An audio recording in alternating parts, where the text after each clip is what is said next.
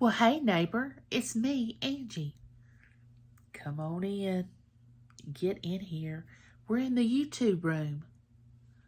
Okay, well, you know what today is. And if you don't, I'm going to tell you.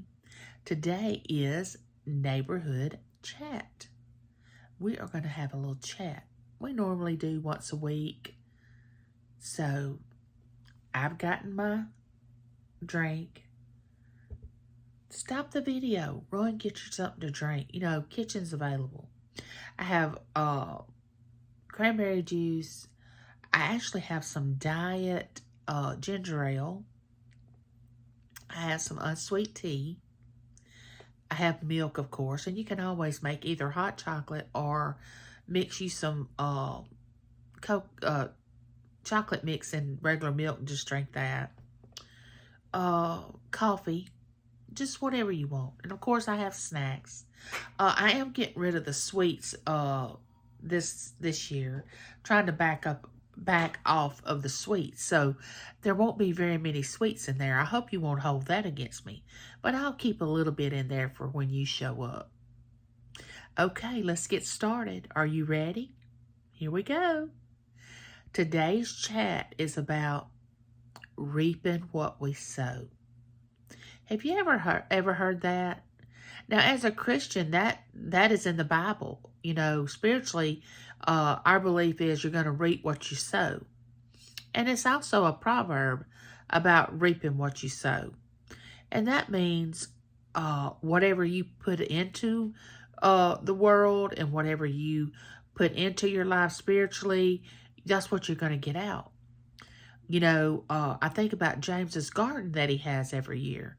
You know, he sows it, he plants it, he plants tomatoes and peppers and what else? Squash and cucumbers. You know how well our cucumbers did last year if you watched the videos. Well, we were sowing and we were reaping good things. But guess what? We still had weeds. Now, at the beginning, we didn't because the weeds hadn't come up in the garden yet. So I'm telling you, bad things happen to good people. Now, that garden was good because the weeds hadn't got into it. But then the weeds start coming up in it. Did that mean we did something bad? The garden did something bad because there were weeds?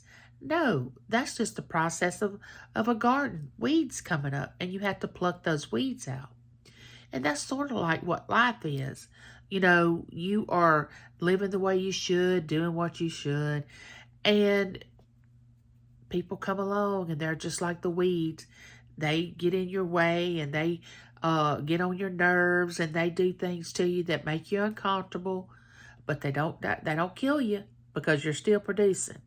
Just like our garden was still producing all those cucumbers, even though we had weeds. So what did? We went out there and plucked those weeds out of our garden. Well, we were reaping good things in our garden, even though we had weeds. So you can reap good things in your garden, even though there's some things you need to fix in your life. Well, then there comes to the point where people reap, they sow bad things. They do bad things to people.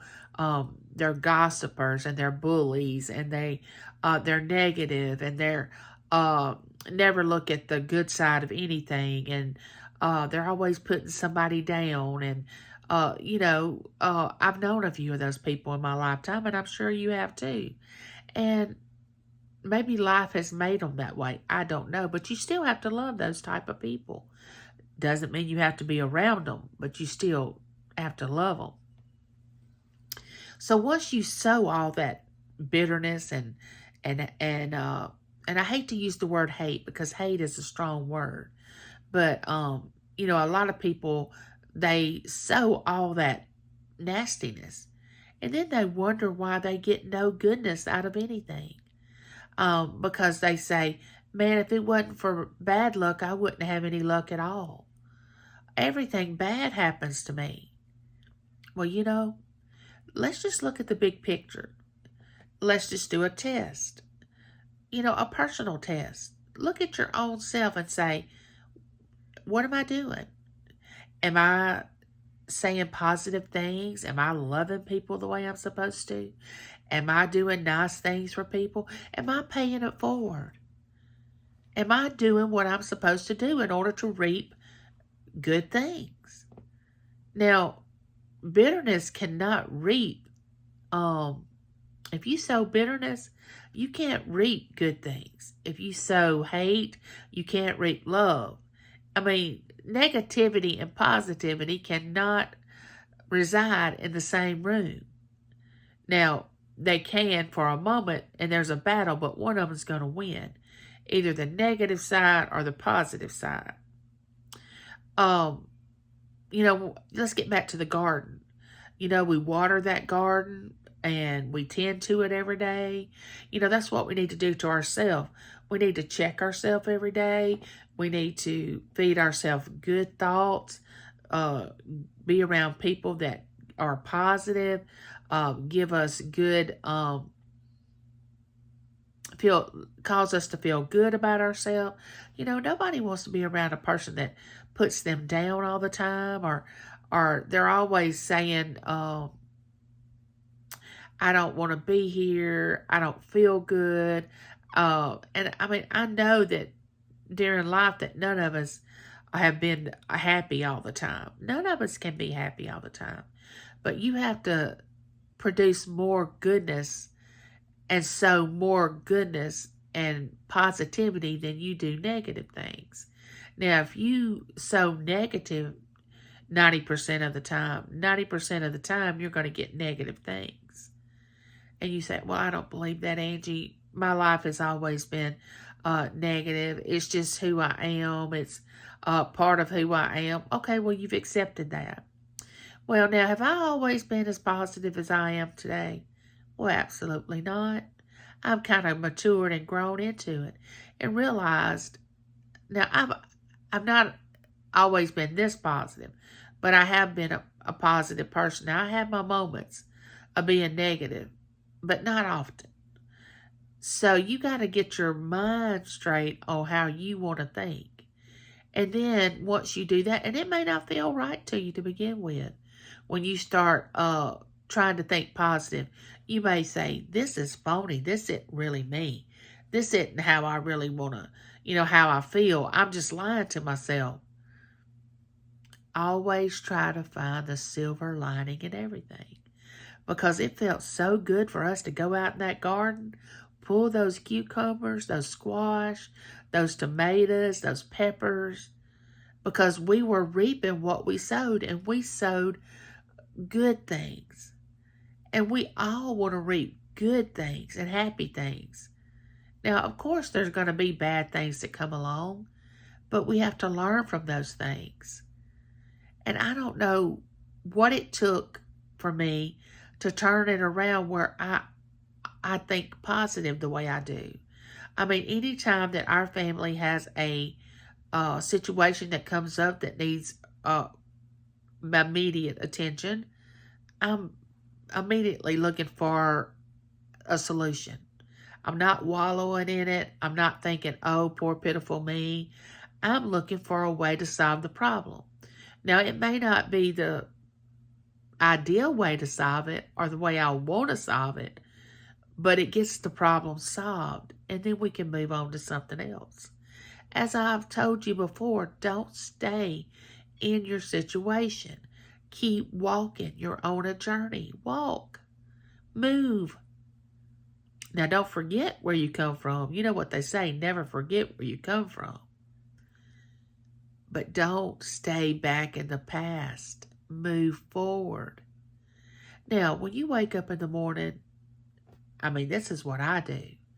And I think I've said this before. I thank the good Lord above that He's given me another day. I also start thinking, what can I do to make my day better? What can I read? What thoughts can I have? Who can I bless? Who can I give something to? Who can I talk to that I'm going to get positive feedback? Who can I talk to that is not feeling well that I can lift them up? Don't just look at yourself and be selfish and say, oh, I want somebody to come. I wish somebody would call me. I wish that I could have this, I could have that. No, you reach out to somebody else. And then your needs to be taken care of. That's just the way reaping and sowing works.